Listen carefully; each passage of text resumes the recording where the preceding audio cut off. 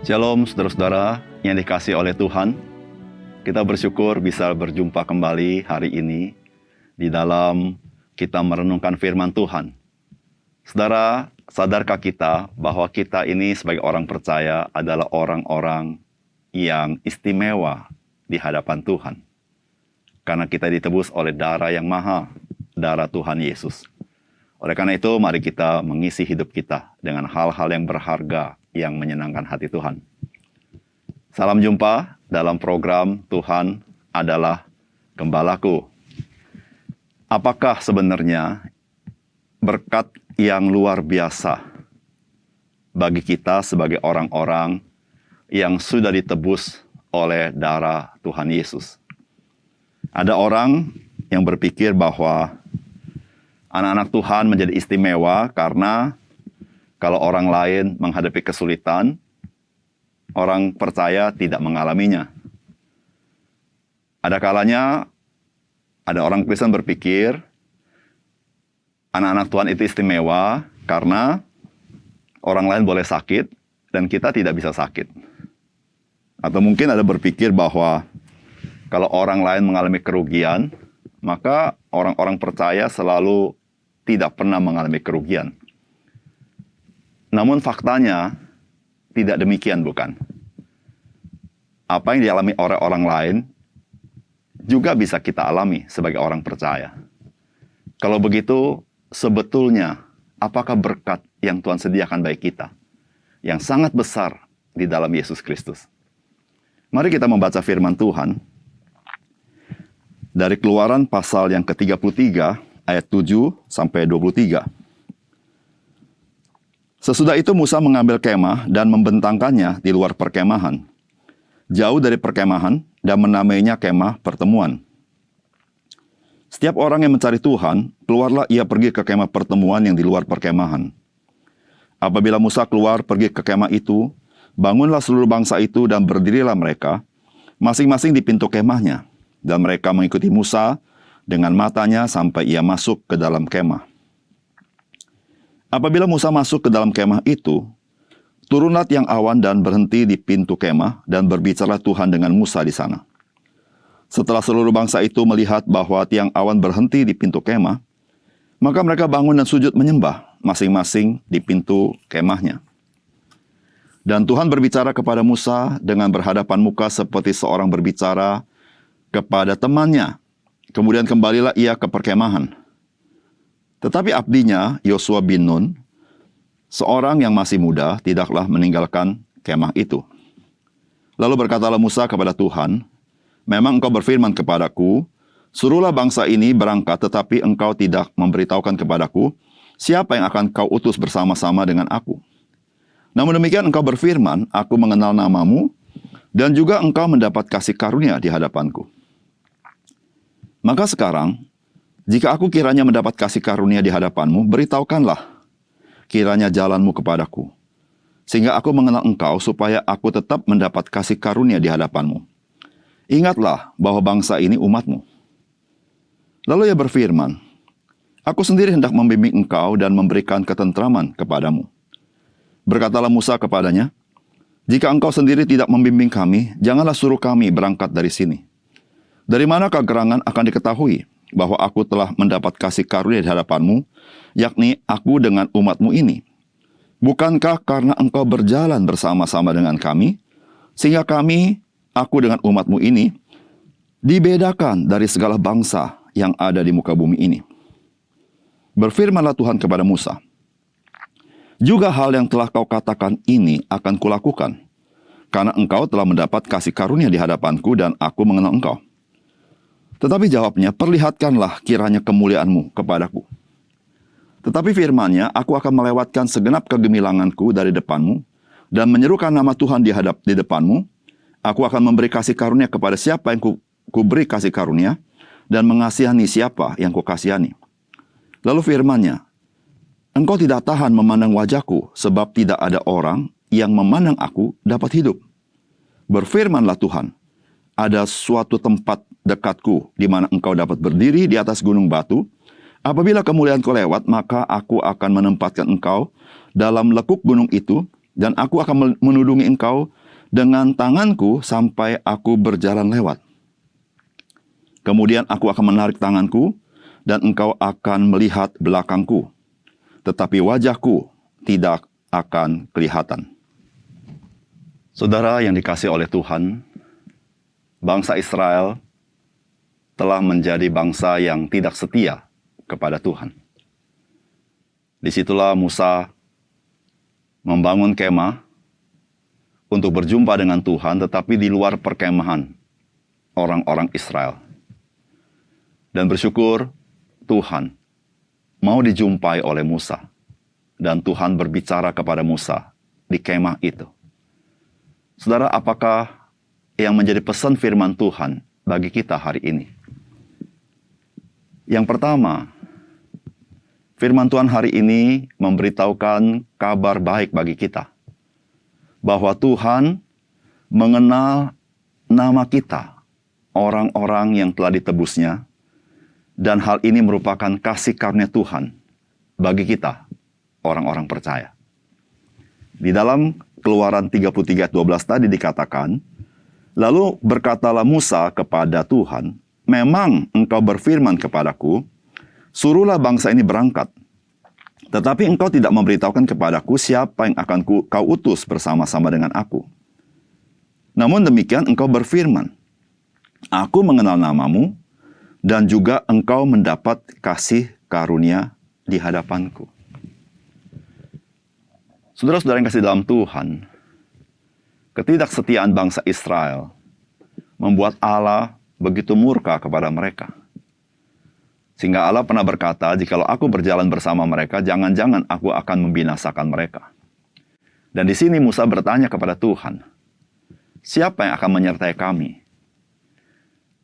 Lalu Tuhan berkata kepada Musa bahwa Tuhan itu mengenal namamu, yaitu nama Musa, dan juga engkau mendapat kasih karunia di hadapanku. Saudara yang kasih dalam Tuhan, Tuhan kita mengenal namamu. Dan memang kita tahu bagaimana Tuhan memanggil Musa pada waktu lalu dengan namanya. Dan Tuhan mengenal nama itu. Dan itu merupakan kasih karunia Tuhan bagi Musa. Sebenarnya Tuhan juga berbicara tentang hal ini kepada umat Tuhan, yaitu bangsa Israel. Di dalam Yesaya 43 ayat yang pertama. Tetapi sekarang beginilah firman Tuhan yang menciptakan engkau, hai Yakub, yang membentuk engkau, hai Israel. Jangan takut sebab aku telah menebus engkau. Aku telah memanggil engkau dengan namamu. Engkau ini kepunyaanku. Saudara, sekali lagi kita mendapatkan bagaimana sikap Tuhan terhadap umat Tuhan. Tuhan berkata, aku memanggil dengan namamu, dan engkaulah kepunyaanku. Saudara, bukankah istimewa bahwa Tuhan mengenal tiap-tiap orang itu secara spesifik?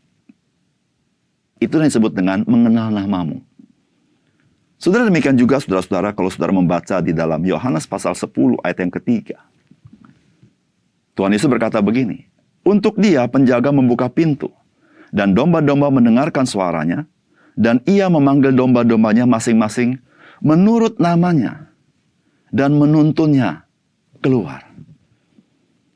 Saudara, Tuhan Yesus berkata yang sama bagi domba-dombanya. Dikatakan bahwa dia memanggil domba-dombanya masing-masing menurut namanya. Saudara, ini adalah hak istimewa daripada umat Tuhan, orang-orang percaya. Bahwa Tuhan mengenal nama kita, dan dia memanggil kita sesuai dengan nama kita. Dan Alkitab katakan itu adalah kasih karunia Tuhan bagi kita. Saudara, tentu mengenal nama kita bukan sekedar punya pengertian dia tahu nama kita. Tetapi mengenal nama itu berbicara bahwa dia mengenal seluruh kepribadian kita. Dia mengenal sampai lubuk hati kita yang terdalam.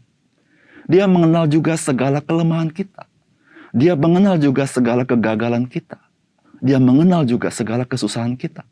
Termasuk kelebihan kita, sukacita kita, jalan hidup kita, cara pikir kita. Intinya dia mengenal kita sesungguhnya. Saudara, bukankah ini sesuatu yang luar biasa? siapakah Allah dan siapakah kita. Tapi Allah, yaitu Tuhan kita Yesus Kristus, Dia mau mengenal kita sampai sedalam-dalamnya. Saudara, bukankah ini berkat yang terbesar? Berkat yang terbesar adalah ketika Sang Pemberi berkat itu mengenal kebutuhan kita, mengenal pergumulan kita. Saudara, disitulah kita berkata, Engkau Tuhan cukup bagiku.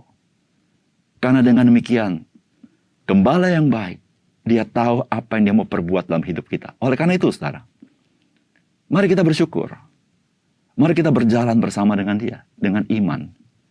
Karena Dia mengenal nama kita.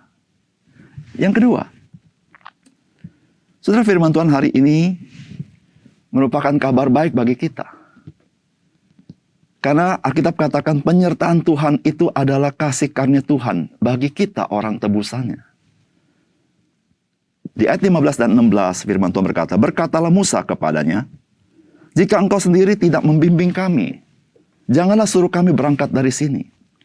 Dari manakah gerangan akan diketahui bahwa aku telah mendapat kasih karunia di hadapanmu, yakni aku dengan umatmu ini? Bukankah karena engkau berjalan bersama-sama dengan kami, sehingga kami, aku dan umatmu ini, dibedakan dari segala bangsa yang ada di muka bumi ini.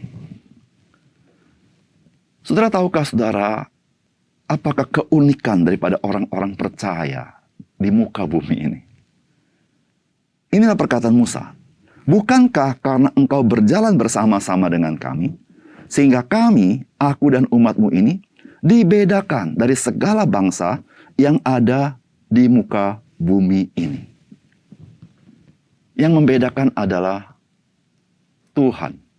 Dia menyertai umat tebusannya. Saudara, kita tahu Allah itu omnipresent.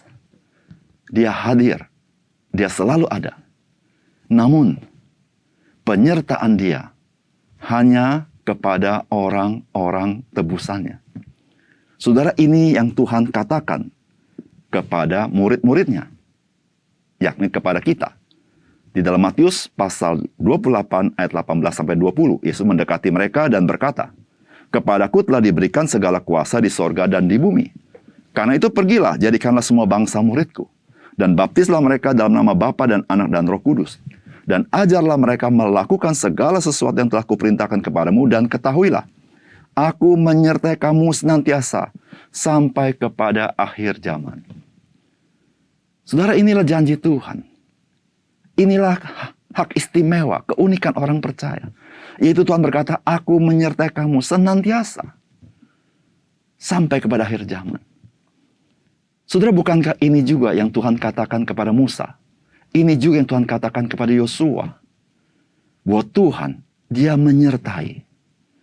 Saudara yang kasih dalam Tuhan, ketika berbicara Tuhan menyertai, ini berbicara tentang ada kuasa Tuhan yang meliputi orang-orang percaya di dalam kehidupan ini. Sehingga orang percaya di dalam menghadapi kehidupan ini mengalami kuasa yang besar, yaitu kuasa kebangkitan Tuhan kita Yesus Kristus. Kuasa yang mengatasi maut. Dan kuasa itu melampaui segala pergumulan kita. Saudara, bukankah ini berkat yang sangat besar yang kita terima?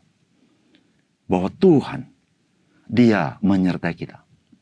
Lebih daripada berkat-berkat yang lain. Karena Sang Pemberi berkat itu ada berjalan bersama kita.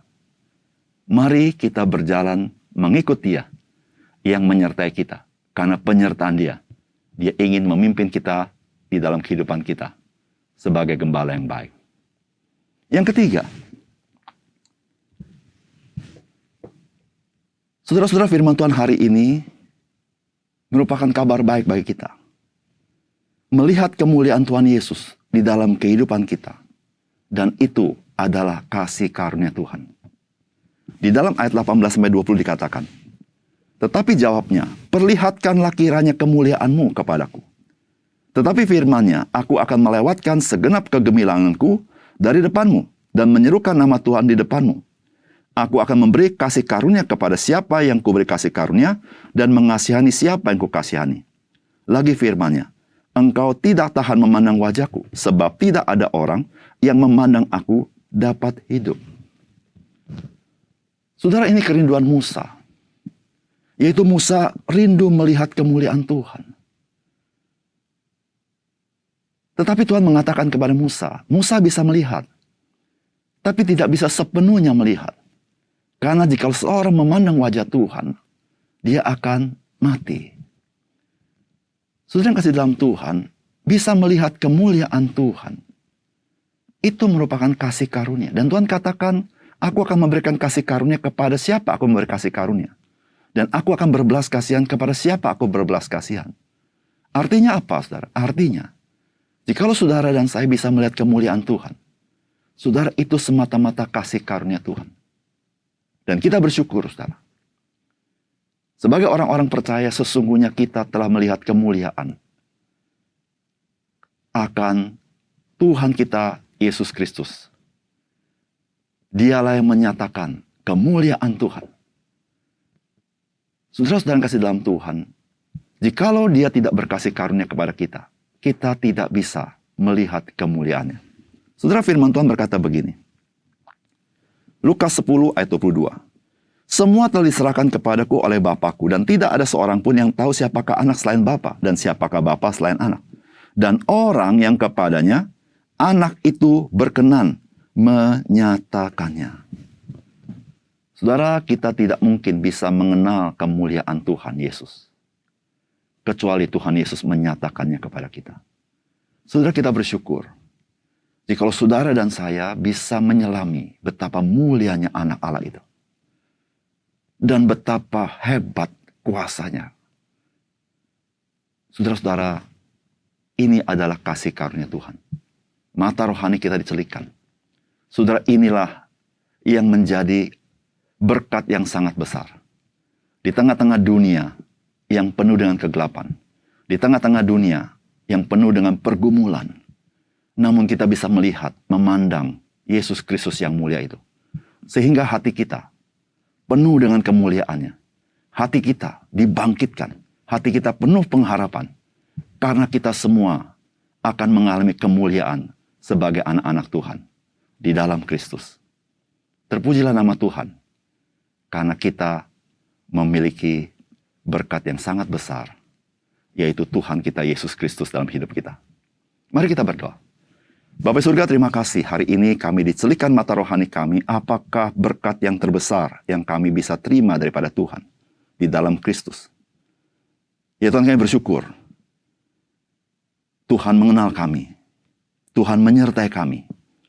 Tuhan menyatakan kemuliaan-Mu dengan mencelikkan mata rohani kami. Ya Tuhan, semuanya itu cukup bagi kami. Untuk kami menghadapi pergumulan hidup kami. Karena dengan demikian kami tahu bahwa kami bisa teguh berdiri, bisa berjalan penuh dengan kemenangan. Karena ada Tuhan, Immanuel, yang menyertai kami. Terima kasih Tuhan untuk firman-Mu. Dalam nama Tuhan Yesus kami berdoa. Amin.